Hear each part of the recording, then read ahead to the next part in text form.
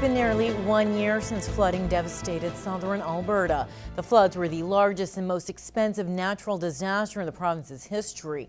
Now the government is saying thanks to those who gave their time and money to help those in crisis. Bart Pediasic has more on the heroes of the flood program and how the city of Lloydminster is being recognized. It was a proud moment for Dave Henning as he accepted the award on behalf of the city's Public Works Department. He spent 5 days last June in the affected regions, looking after ground crews as they cleaned up roads before residents were allowed back into their homes. He went alone from the city, but says many volunteered from his department. It's good for the whole community to be recognized. It's just not for me, it's for all the guys, the whole city of Lloyd. Henning and the Public Works Department joined 1,300 other people and organizations being recognized by the province. We think it's really important that the Albertans that stepped up and provided assistance to their neighbors and to their friends, helping them out sometimes in some really, really difficult situations, that they be recognized. MLA Richard Starkey says he saw the aftermath of the flood firsthand and believes they couldn't have done it without the help of volunteers like Henning. In Kananaskis country, for example, we rescued over 1,500 people that were stranded behind washed out bridges and roads and pathways, when the flood hit, and over 400 of them had to be airlifted out by helicopter. And I visited them on the Monday after the flood, so 96 hours later. A lot of them hadn't slept since the flood hit. As for Henning, he hasn't been back to the region since the flood hit, but says he wants to see how the area is doing since his time there. They've done a lot of changes themselves. They built up the side of the river and stuff like that and have eliminated some other stuff. I haven't been back, but we'd like to go back and check it out. Bart Pediasic, Newcap News. The focus of early childhood development is more important than ever, especially with technology and tight schedules replacing quality time in families. Now, the Lloydminster Rotary Club had a child psychologist at their weekly meeting to discuss how parents can make sure that their child's brain is developing properly. We know now that the best way to prepare your child for going into kindergarten school is to let them have lots of chances to play and to explore. We now know without a doubt kids learn best through play.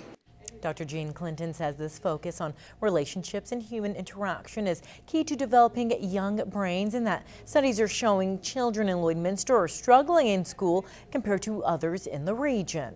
In Lloydminster, we know that children, when they get a little scoring test in kindergarten, that there's a higher percentage of children who don't have the social and emotional skills of learning how to get along and take turns. And while research used to show concern for kids in single-parent, low-income families, Dr. Clinton says that they are seeing all types of children affected. Even the well-to-do kids now are coming in without the skills that they need. And the scary part is the skills that they don't have are the how to get along, how to take turns.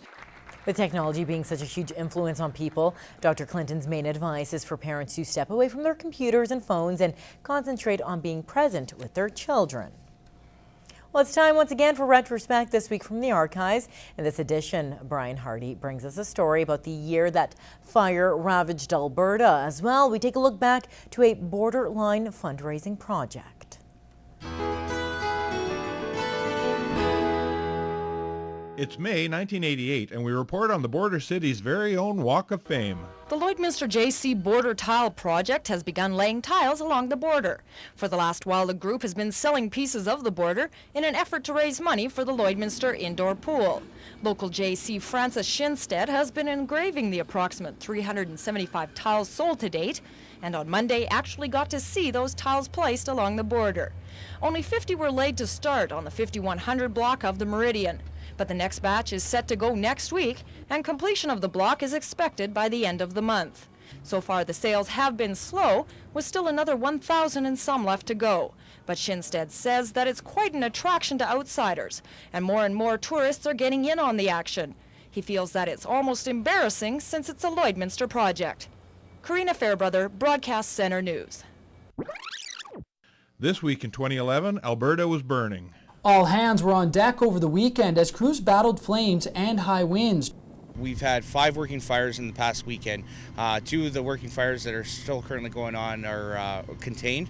They're being held at the line. We have a lot of heavy equipment out here, and firefighters that are working continuously to make sure that we continue with the hold of the fire. A complete fire ban has been issued in the county.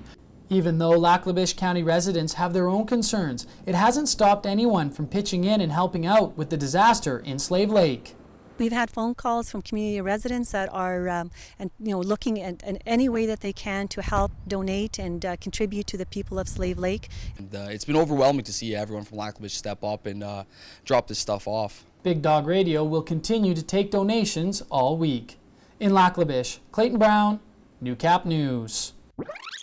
Join us next time when the good doctor gets an appointment on Retrospect, this week from the archive. Well, this just in, St. Paul RCMP are asking for the public's help in their investigation into Friday's police shootout. Now, police are looking for an unknown witness or witnesses that they say were in a red Chevrolet Cavalier that was parked near the incident.